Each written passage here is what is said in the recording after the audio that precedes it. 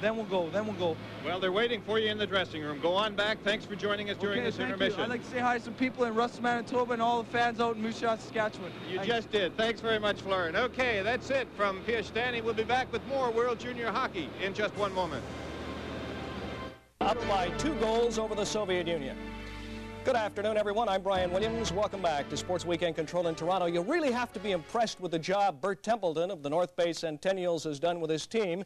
They were blown away 5-1 in our telecast Monday. They have regrouped. They've come back with a couple of big wins over the United States and Sweden. And with a look at highlights from those games, once again, here's Don Whitman. On Thursday, the tranquil setting of Piestany was shattered by more than New Year's Day fireworks. At Zimini Stadium, Canada and the U.S. became embroiled in a pregame brawl involving all members of both teams. When the game started, Canada dominated. This pretty goal by Steve Nemeth moved Canada into a 3-0 first period lead. However, the Americans got 1 goal back late in the first period, a score by Darren Turcotte. And then in the second, they moved within 1 on a power play tally. But that's as close as the United States got.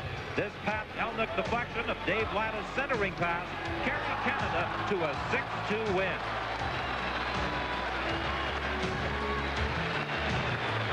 The next day, the scene shifted 40 kilometers to Trenton. And the Canadians were still flying as they moved into a 2-0 first period lead and jumped ahead 3-1 on this second period goal by Greg Haga.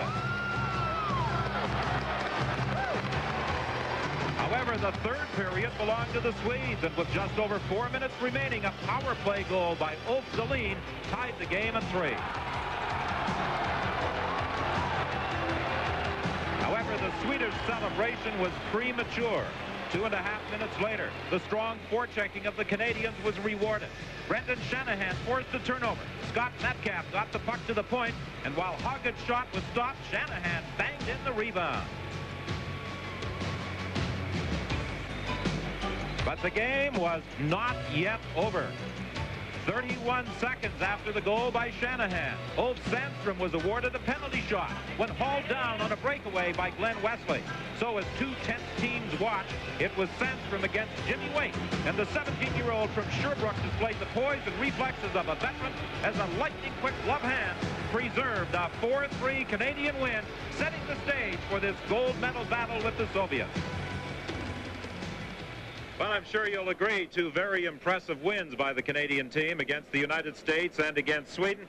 Sherry Basson, when we saw that 5-1 loss to Czechoslovakia, the Canadian team was not aggressive with their forechecking, and they didn't get those inside scoring opportunities, which they are getting against the Soviets. Why? Without question. And first of all, they're forcing the Soviets into making some defensive lapses. There's no question about that. They're not just doing it themselves. They're on top of them. It's just not that the Russians are breaking down automatically. The Canadians are on top, and they weren't on top of the Czechs, and that created the loss and created the situation we're in. You know, we got some quality hockey players out here. We got 10 guys on that Russian team that play in the Elite League. We got a number of first-round draft choices on the Canadian team. We got 6 kids that are going to be drafted This is not the Ipswich Mimical Mites playing the Sisters of Minerva. This is a world championship, and even though we call it junior, they're quality players.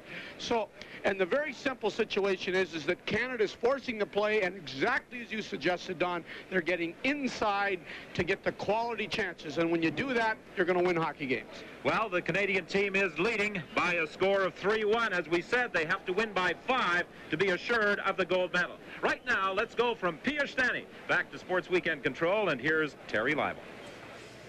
All right, Don Whitman, Sherry Basson, certainly an exciting game, and to bring it even into more focus, Brian Williams and Don Cherry will be by in a few minutes. A chance, though, to look back at the NHL last night and recapture some scores. Toronto 7-2 winners in their game against New Jersey, and that puts them at the 500 mark. 2 goals by Ranger rookie Chris Jensen, and that placed them in the win over Quebec 5-2. Pittsburgh, 6 unanswered goals as Montreal squanders away a 3-0 lead in that game. Tom McCarthy's power play goal broke the 4-4 tie as Boston won on the aisle 5-4. Tim Kerr's 32nd goal of the season. He's having a great year, and he was the game winner in that one, 4-1 in the score in that one. And a couple more. Detroit over Minnesota 3-2. Mark Hunter paced St. Louis to a win over Calgary. Edmonton, big winners over the LA Kings. Well, as I said, Brian Williams, Don Cherry, going to bring it to life even more right after this.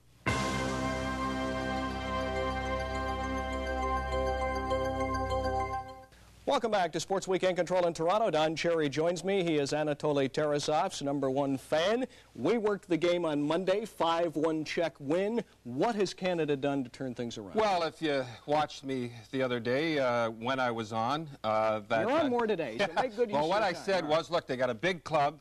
They're trying to skate with these guys. You can't skate with these guys. You got to go out and bang them around.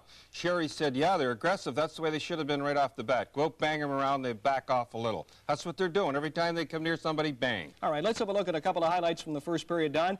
We begin with a first of 2 goals by Theoren Fleury, a non-signed, non-drafted free agent out of Russell, Manitoba. Nice kid. Sticks his nose there. Now watch, they come back here for all you people that say you don't like dump-in hockey, you know, it's boring, it's not winning. Watch this one. Now this is played perfect. Dumped in, watch it, he played it right on the boards. The goalie should have come out, I think, got it. Watch this, the guy puts it out in front, nice little shot. Perfect, just like the Boston Bruins. Here he comes, puts it in the top corner. Dump-in hockey, winning hockey. That's the way you do it. That's sweetheart hockey, you'll get you every time. Here's the second goal. All right, now watch. Russ Courtnall did the very same thing. He touches his arm. See him touch his arm? Now he walks just by him. Just threw him off a little. You can't count it hooking or anything. Courtnall did the same thing last night with the Toronto Maple Leafs. All right, that goal by Dave Latta. Don, I know that I speak for you and everyone at CBC Sports.